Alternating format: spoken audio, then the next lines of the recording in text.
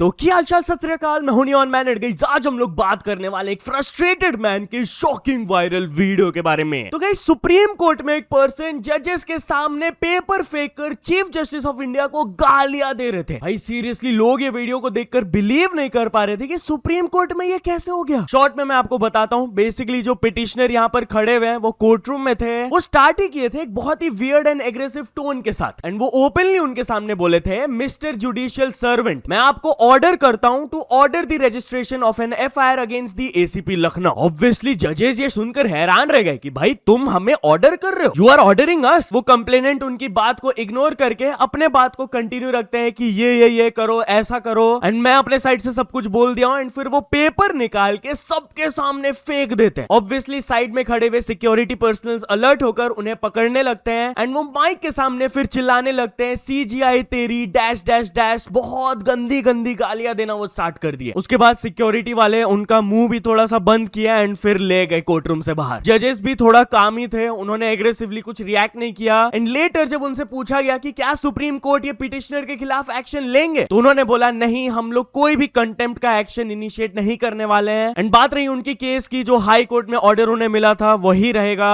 हम लोग इंटरफेयर नहीं करने वाले। एंड वो पिटिशनर के बारे में कहे कि ही वाज वेरी डिस्टर्ब्ड। ये सब खाली उनका फ्रस्ट्रेशन ही था। We have all sympathies for him. Anyways, अब हम लोग बात कर लेते हैं सीजेपी वर्सेस दिलजीत दोसांझ के बारे में। तो अभिजीत ने दिलजीत दोसांझ को रोस्ट कर दिया। यस गाइस, आप लोगों को याद होगा फ्यू डेज अगो जब दिलजीत दोसांझ के लाइव स्ट्रीम में एक पर्सन आकर उनसे रिक्वेस्ट कर रहे थे कि जंतर मंतर में आप भी प्रोटेस्ट करो, तो उन्होंने बोला था कि भाई I am an artist bro, मेरे को ये सब पॉलिटिक्स वगैरह में इन्वॉल्व मत करो, मैं पॉलिटिशियन नहीं हूं। कल जब सिंगर काका सीजेपी के प्रोटेस्ट को ज्वाइन किए थे, तो अभिजीत अपने इंस्टाग्राम स्टोरी में पहले लिखे थे, we got an artist with a spine bro, and वो स्टेज में भी सबके सामने दिलजीत को पोक करते हुए ये कहे थे, तो जो भी लोग कहते हैं ना I am an artist bro, protest से मुझे कोई लेना देना नहीं है, आना पड़ता है, वरना आपकी भी फिल्में बैन कर दी जाती है, because everything is political bro.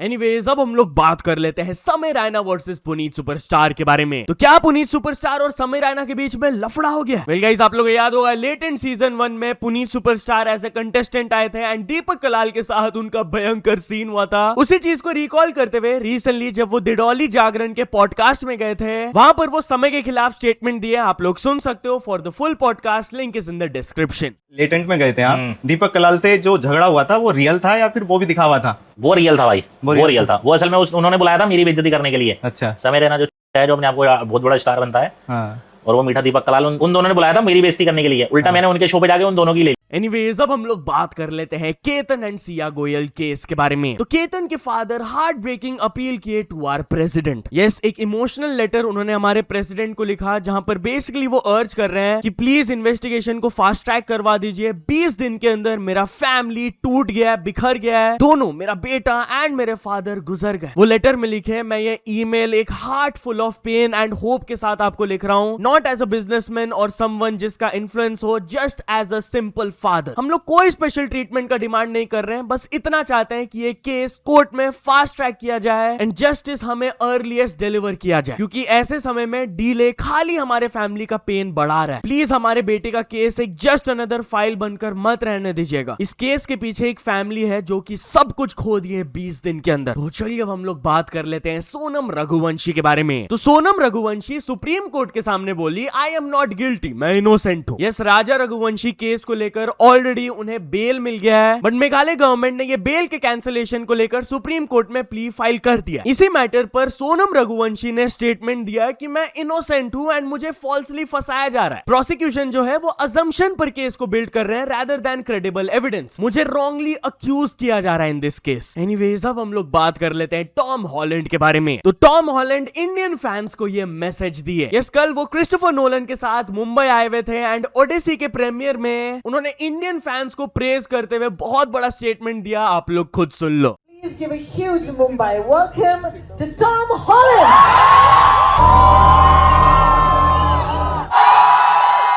I would just like to say from the bottom of my heart, thank you for always welcoming us with such open arms, with so much happiness and excitement and grace and love.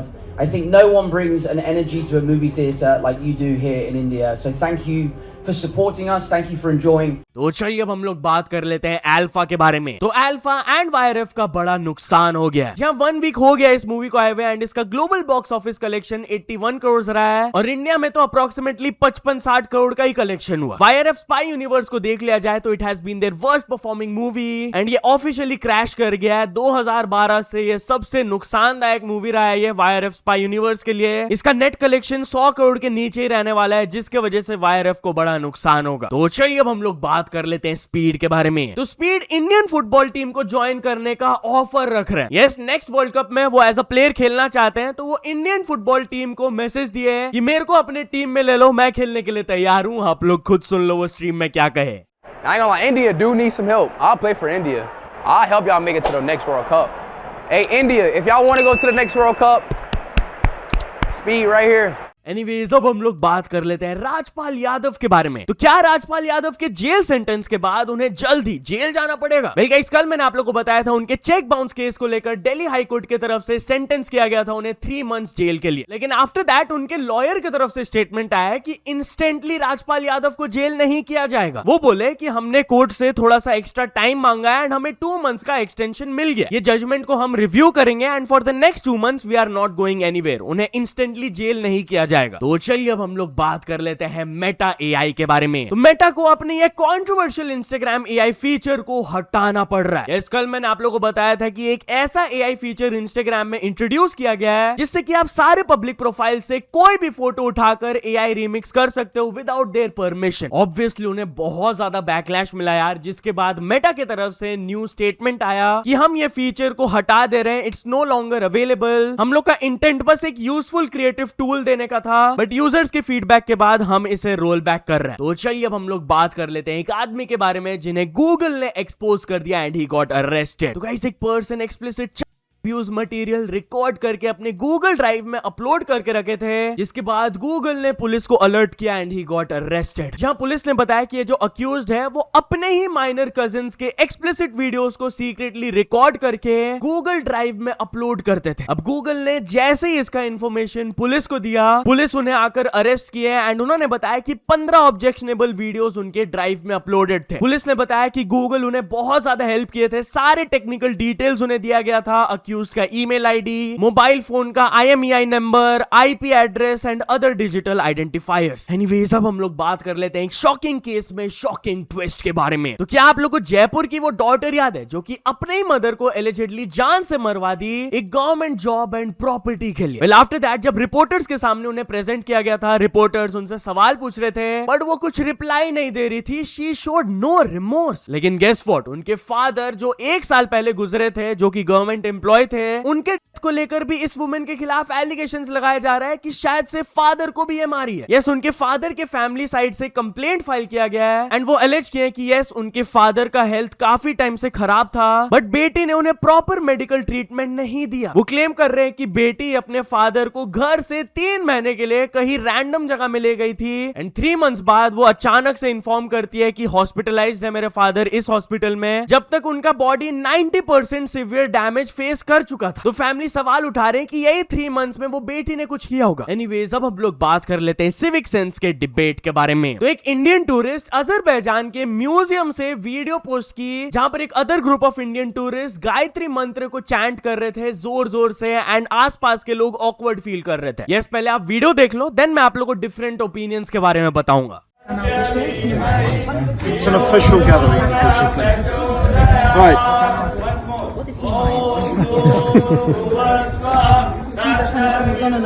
Let's get inside that one. What's this?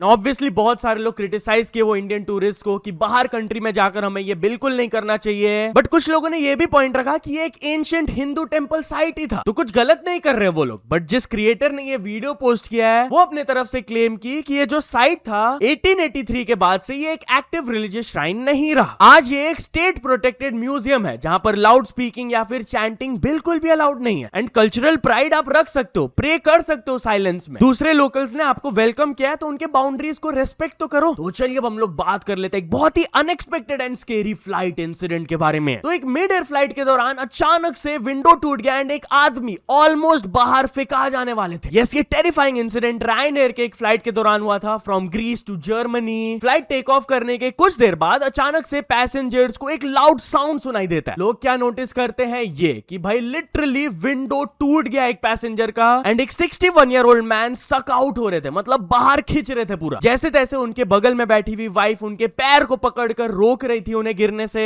आसपास के लोग भी फिर उनका help करने आए and seat belt locked भी था, इसलिए वो बच गए। रिपोर्टेडली हुआ क्या था कि प्लेन का इंजन हैड फेल्ड एंड उसके कुछ मोटर के पीसेस बाहर फेंका गए थे एंड विंडो में जाकर एक पीस लग गया था एंड इट शैटर्ड। इवेंचुअली ये फ्लाइट का इमरजेंसी लैंडिंग करवाया गया एंड किसी को कोई हार्म नहीं पहुंचा। जो पैसेंजर ऑलमोस्ट गिरने वाले थे उनको भी कोई सीरियस इंजरीज नहीं आया, बस उनको हॉस्पिटलाइज कर दिया गया। एनीवेज अब हम लोग बात कर लेते हैं एक फादर के बारे में जो कि अपने बेटे के एडिक्शन से फ्रस्ट्रेट होकर उन्हें जान से मार दिए। यस, उनका जो ये 22 साल का बेटा था वो ऑनलाइन गेमिंग एंड ऑनलाइन से एडिक्टेड था। इतना ही नहीं, वो लोन ऐप से पैसे बोरो कर करके पूरे कर्जे में गिर गया था। पेरेंट्स ने इनफैक्ट ये भी क्लेम किया कि उन्होंने अपने तरफ से 40,000 रीपे भी किया ऐसे लोन ऐप्स को, but bar bar loan agents उन्हें कांटेक्ट करके और पैसा मांगते रहते थे। नाउ इवेंचुअली उनके बेटे का मेंटल हेल्थ कंडीशन काफी खराब हो गया एंड रेगुलरली घर में लड़ाई झगड़ा स्टार्ट हो गया था। एक दिन ये फाइनेंशियल स्ट्रेस इतना ज्यादा एस्केलेट हुआ कि दोनों के बीच में लड़ाई हुआ घर में एंड फादर ने अपने बेटे को वुडन स्टिक से इतना जोर से मारा that he passed away. So as of now police ने वो फादर को डिटेन कर लिया है, एक केस रजिस्टर हो गया एंड फर्दर इन्वेस्टिगेशन किया जा रहा है। तो चलिए अब हम लोग बात कर लेते हैं एक आदमी के बारे में जिनको 40 साल के मेहनत के बाद 28 लाख मिला इस चीज के लिए। बेसिकली 85 ईयर ओल्ड मैन के घर के बाहर 40 साल पहले